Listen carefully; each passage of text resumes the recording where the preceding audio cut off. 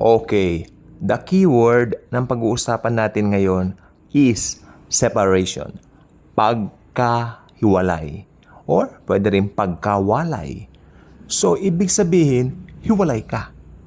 No? Hindi ka connected, hindi ka nakadikit, hindi ka nakaangkla. Hiwalay ka. Hiwalay ka.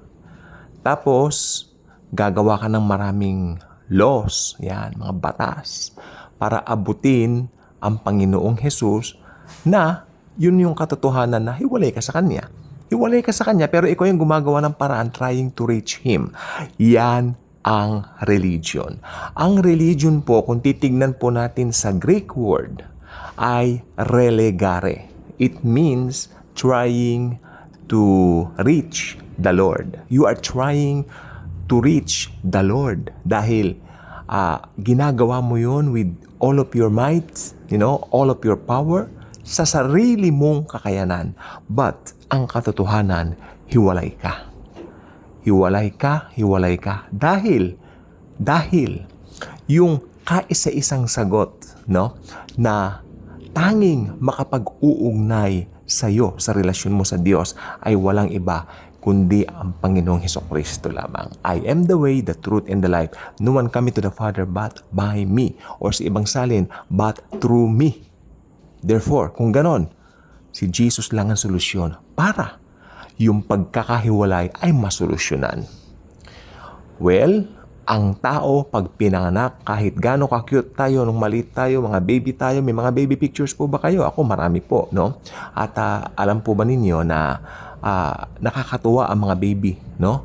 But nandoon yung sinful nature sa kanila. Gusto po ninyong patunayan ko sa inyo na may mga naobserbahan na po kayo talaga dati pero hindi ninyo binibigyan ng pansin. Okay, halimbawa nakarinig kayo ng bata, 2 taon mahigit, going on 3, nagsasalita ng PI. Alam po ninyo kung ano yung PI. Hindi ko syempre babanggitin dito sa ating episode sa vlog na ito. PI, alam po natin kung ano ang katagang yan. Hindi po yan maganda. But you know what? Marami po akong narinig ngayon sa kali, mga bata, mas mababa pa ang edad sa 3 taon, nag-PPI na. Mga malaswang kataga, alam po nila. Okay? So, yan po. Bakit? Sapagkat there is something in them na naa-arouse. Okay? Yun po yung sinful nature. Unti-unti na po yan. And then, makakakita yan ng mga comics na may malalaswang cover sa murang edad na 5 taon, no? Ng mga bata kung ano nang tumatakbo sa isip. Na-develop na. Yun yung sinful nature. Hindi po ba? Nandoon na yon. Nandoon na yung pumapasok na yung inggit sa mga kaklase niya. No? Hindi po nakakatuwa yung kasi kung tutusin, that's the simple nature na pinagkaloob ni Satanas sa bawat tao. Nang dayain niya ang ating unang mga magulang, si Adan at si Eva. Kaya sabi ko, kung pinagpipilitan mong maabot mo ang Panginoon sa sarili mong gawa, gumawa tayo ng mabuti para pagpalain tayo, gumawa tayo ng mabuti para maligtas tayo, well, sabihin ko po sa inyo, mabibigo po kayo, maiimpyerno po kayo. Okay? Religion, again, sabi ko, relegare. It means trying to reach God, trying to reach Jesus. Well, religion is opposite to relationship. Ano naman po ang relationship? God became man. Yan ang pinagdidiwang natin ngayon. In the beginning was the Word, and the Word was with God, and the Word was God. The same the same was in the beginning with God. And the Word became a human being and dwelt among us. Ibang salin, and the Word became flesh and dwelt among us. Yan si Jesus. Naging tao. Okay? Ang kailangan niya, kaya siya naging tao para magkaroon ng relasyon sa kanya ang kanyang mga nilikha na mga tao. Tayo po yun. Alam ni Jesus ang katotohanan na hinding maliligtas ng tao ang kanyang sarili. kahit kailan, kahit mag-religion siya, gumawa siya ng mabuti, kailanman dahil sa sinful nature na kanyang tinataglay, kailanman ito'y hindi niya makakamtan na maligtas sa kanyang sarili. Kaya ang Diyos naging tao. Yan ang tunay na diwa ng Pasko. Para yung pagiging separated natin ay magkaroon na po ng kaugnayan. Madikit tayo sa kaharian ng Diyos. Amen? Magkaroon tayo ng relasyon sa Panginoong Hesukristo sapagkat yan po ang pinakakailangan. Tinanggap mo na ba si Jesus sa buhay mo bilang Lord and Savior? Tandaan mo, kahit ano pang relihiyon mo, iniimbitahan ka ni Jesus na magkaroon ng special relationship sa Kanya. Tandaan mo rin, kahit ano pang relihiyon mo, nandyan yung katotohanan na nandyan pa rin ang iyong sinful nature.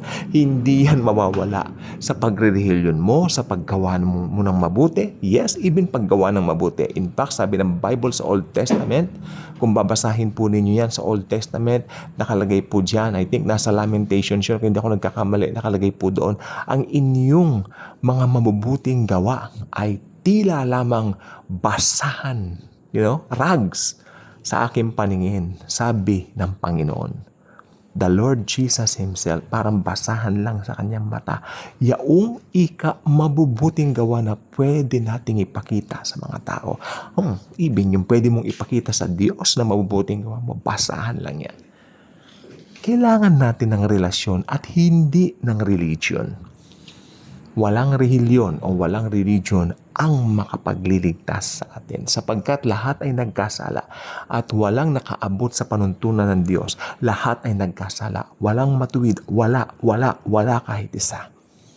The Bible stated that in Romans chapter 6. Amen? Amen. Kaya kung hindi mo alam ang daan sa Diyos upang ma-relate ka sa Kanya, since hiwalay ka, abay, pag pinamatayan mo yan na hindi mo alam kung paano maligtas at hindi mo nakilala ang tanging daan, no? Ito po yan I am the way, the truth, and the life. No one cometh to the Father but by me. Ibig sabihin, kung makikilala mo si Jesus at magkakaroon ka ng special relationship sa Kanya o ng personal na relasyon sa Kanya as Lord and Savior, maniniwala ka na pinako siya sa krus, namatay siya sa krus para bayaran ng iyong kasalanan at walang ibang kaligtasan maliban sa Panginoong Hesukristo lamang. Ikaw ay maliligtas by the blood of the Lamb of God. Di po ba? Tinanggap mo na ba si Jesus? Tulad ng naitanong ko kanina. Kung hindi pa, halika magdasal po tayo. Panginoong Hesukristo, aking Diyos, pinagsisisihan ko po ang lahat ng mga kasalanan ko. Alam ko po makasalanan ako. Walang nananalaytay na kabutihan sa akin simula na ako isilang. Pero ngayon, Panginoon, pinagsisisihan ko pong lahat ito. Naniniwala ako, Panginoon, na Ikaw lang ang tanging tagapagligtas. Naniniwala ako na sa pananampalataya lamang sa iyo, magkakaroon ako ng kaligtasan. Halika, Panginoong Hesus, pagharian mo na po ko. Maghari na po kayo sa aking buhay. Hugasan mo ko ng iyong banal na dugo from now on. Be the driver and the pilot of my life. Holy Spirit, come and seal me the seal of ownership of the Trinity, God the Father, God the Son, and God the Holy Spirit.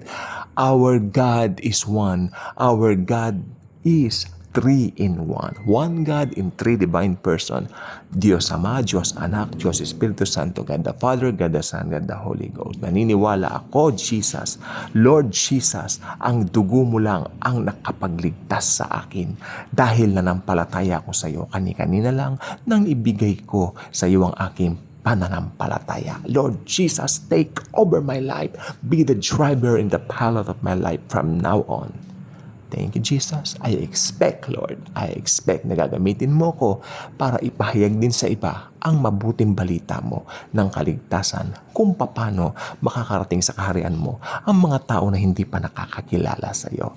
In Jesus' mighty name I pray. Amen at amen. If you prayed that prayer, I believe you got born again. You got saved. Start reading the Bible. Share Jesus. Ayan po ang purpose ng born again. Ang mag-share ng Bible, mag-share ng kanyang kabutihan at maging malaya, manatiling malaya. Hindi maging member ng mga institutional churches. Hindi ka papaalipin sa isang pastor. Hindi po Hindi yan, hindi po yan. Wala kang asa sa iba na reliyon. Ang tanging gagawin mo lang ay magbahagi ng salita ng Diyos at enjoy mo ang iyong freedom. Malaya ka, huwag kang magpapatali kahit kanino. Galatia 5:1. Pinalaya na kayo, therefore manatili tayong malaya. Mag-subscribe na kayo dito sapagkat ang tunay na kalayaan walang iba kundi ang Panginoong Jesucristo. Thank you, and Jesus truly loves us all.